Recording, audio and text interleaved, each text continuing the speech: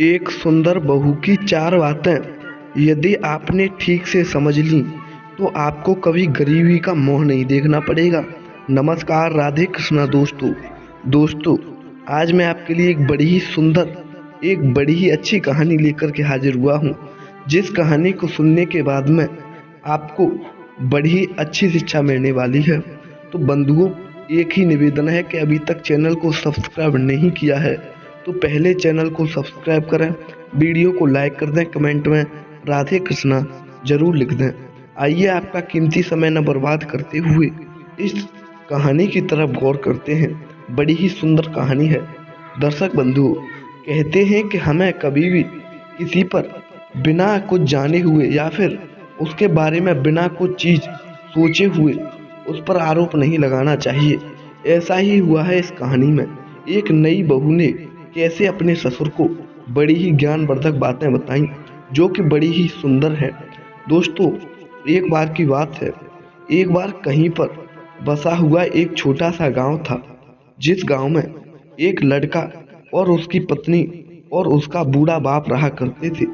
दोस्तों, ज्यादातर वह जो लड़का था वह किसी काम के सिलसिले में बाहर चला जाया करता था, जिससे उस लड़के की जो बहू थी, जो कि उसने नई शादी की थी, वह बहू और उसके जो पिताजी थे वह उसी घर में रह जाया करते थे। दर्शक बंधु, समय बीतता चला गया। एक दिन वह जो लड़का था वह कुछ काम के सिलसिले में बाहर चला गया, मगर इधर वह जो उस लड़के की बहू थी, उस बहू की एक बड़ी ही अच्छी आदत थी कि वह जो पशु पक्षी हुआ करते थे, उनकी आवाज़ को, उनकी बोली को बड़े ही अच्छे से समझ लिया करती थी। वह समझ जाया करती थी कि यह पक्षी या फिर यह पशु मुझसे क्या कहना चाह रहा है।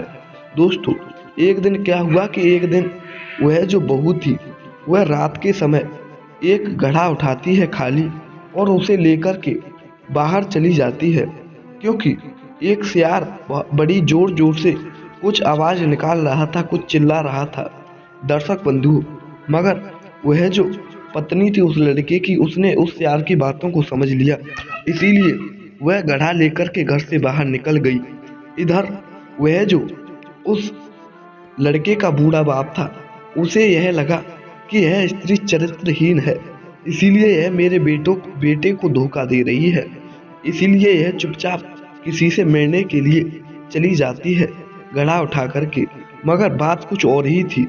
दोस्तों, अब तो वह जो उस लड़के का पिता था, वह सोचता है कि इस तरह से तो यह मेरी इज्जत को मिट्टी में मिला देगी, इसीलिए मैं यह चाहता हूँ कि मैं अब अपनी इस बेटे की पत्नी को इसके मायके में ही छोड़ आऊं। दोस्तों, उसने पूरी रात इसी बात पर चर्चा की और सोचा कि सुबह होते ही मैं इस स्त्री को इसके गांव में छोड़ आऊंगा।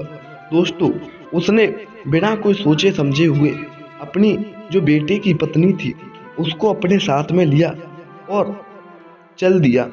दर्शक बंधुओं, अब तो वह जो बूढ़ा जो पिता था उस लड़के का, वह जब अपने बेटे की पत्नी को लेकर जाने लगा, तब उसकी जो बेटे की पत्नी थी उसको अपने ससुर के मुंह लगना उचित नहीं लगा। वह बड़ी ही पढ़ी लिखी और बड़ी ही संस्कारी लड़की थी, संस्कारी बहू थी, इसीलिए उसने अपने ससुर के मुंह लगना उचित नहीं समझा और वह चलती गई।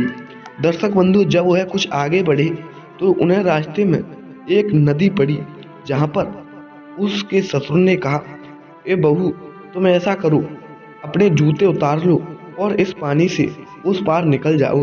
दर्शक बंधु, वह स्त्री जो थी उसने अपने ससुर की बात पर गौर नहीं की और उसने जूते पहने हुए ही उस नदी को पार कर दिया। अब वह जो ससुर था उसको बड़ा ही गुस्सा आया और वह सोचने लगा कि यह कितनी कुलक्षणी स्त्री है, यह अपने ससुर की बात ही नहीं मान रही। मैंने इससे कहा है कि जूते उतार कर पार करो, मगर यह तो जूते पहनकर ही इस नदी को पार कर रही है। वह ऐसी बात सोच कर के आगे बढ़ने लगा और सोचने लगा, इस स्त्री के अंदर बुद्धि नहीं है। दर्शक बंधु, जब वह कुछ और आगे बढ़े तो उन्होंने क्या देखा कि एक बड़ा ही सुंदर मूंग का खेत है, जिसमें बड़ी ही सुंदर मूंग उगी हुई थी।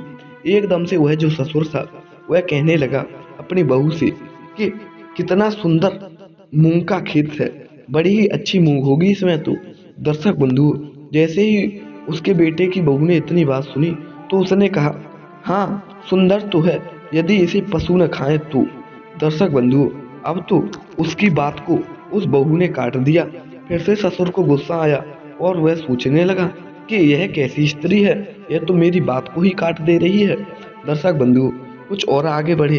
उन्होंने क्या देखा, एक बड़ा ही सुंदर गांव था जहां पर लोग आपस में बड़े ही प्रेम से रह रहे थे, बड़े ही अच्छे से रह रहे थे।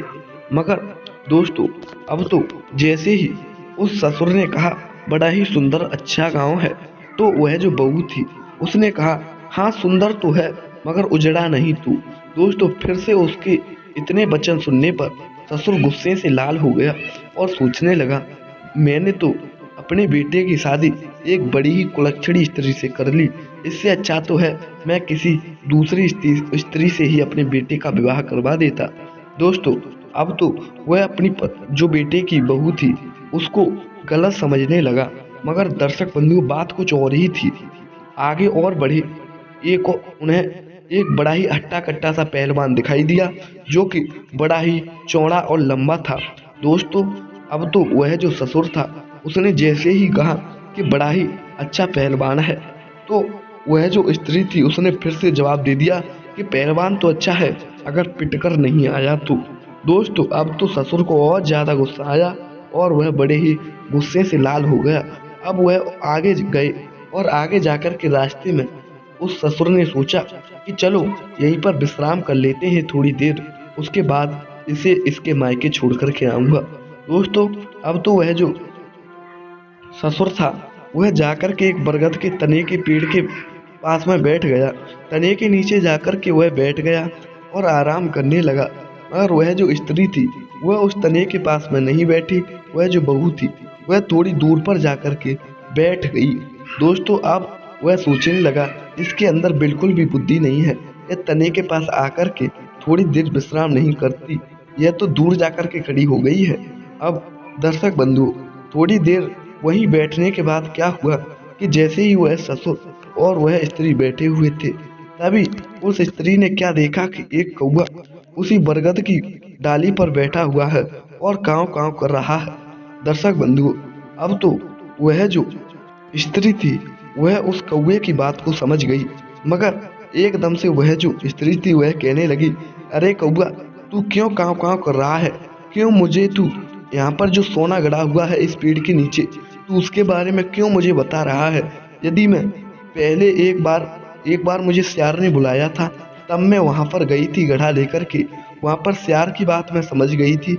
सियार ने मुझे इसलिए बुलाया था क्योंकि वहाँ पर एक मुर्दा टहल रहा था, उसके पास में सोना था। उस सोने को उतार करके मैं घर पर ले आई थी और वह मैंने आराम से रख दिया है सोना।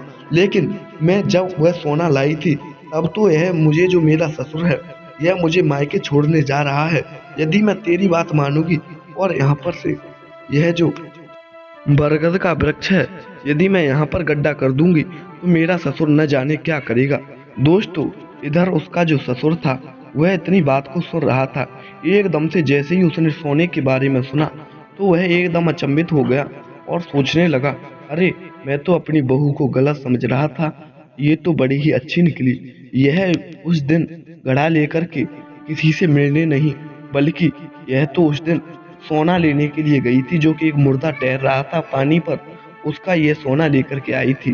दर्शक बंधुओं, और जैसे ही उस ससुर ने सुना कि इस पेड़ के नीचे तने के पास में सोना गड़ा हुआ है, वैसे ही वह अपनी पत्नी से कहने लगा, बेटा अब मैं समझ गया तुम गलत नहीं हो, तुम तो बस पक्षियों की बात को समझ लिया करती हो जिससे तुम्हें पता पड़ जाता है कि कहाँ पर क्या चीज़ है। मैं तो तुम्हें गलत समझ रहा था। अब तो वह अपनी बहू से कहने लगा, बहू अब मैं तुम्हें तुम्हारे मायके नहीं छोड़ने जाऊंगा, तुम्हें मैं अपने घर ही ले चलूंगा। तुम गलत नहीं हो, तुम बिल्कुल सही हो। दोस्तों, अब तो वह जो ससुर था वह वापस आने लगा अपनी जो बेटे की पत्नी थी, अपनी बहू पुत्र बहू को अपने साथ में लाने लगा। लेकिन उसको वही बातें याद आ गई जो कि उसके साथ रास्ते में घटित हुई थी। जैसे कि सबसे पहले उसने अपनी जो बेटे की बहू थी उससे कहा, बेटा मैंने तुमसे कहा था जब हम उधर से आ रहे थे तब कि बेटा यह जो नदी है, इससे तुम अपने जूते उतार लो, उसके बाद नदी को पार करना। मगर तुमने वहां पर पहने पहने ही क्यों पार किए थे जूते? तब वह जो उसकी पुत्र वधू थी वह कहने लगी, पिताजी देखो, मैं यदि उस नदी में नंगे पैर आती तो उसमें जहरीले विषैले जीव जंतुओं का भय था और उसमें कंकड़ पत्थर कांटे आदि भी थे, इसीलिए मैं जूते पहन कर आई थी।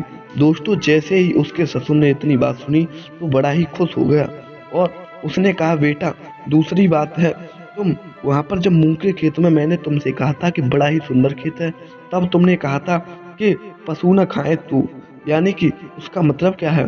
तब वह जो बहू थी वह कहने लगी, हे पिताजी, मैंने तुम्हें इसलिए कहा था क्योंकि वहां पर उस मूंग की रखवाली करने के लिए कोई नहीं था।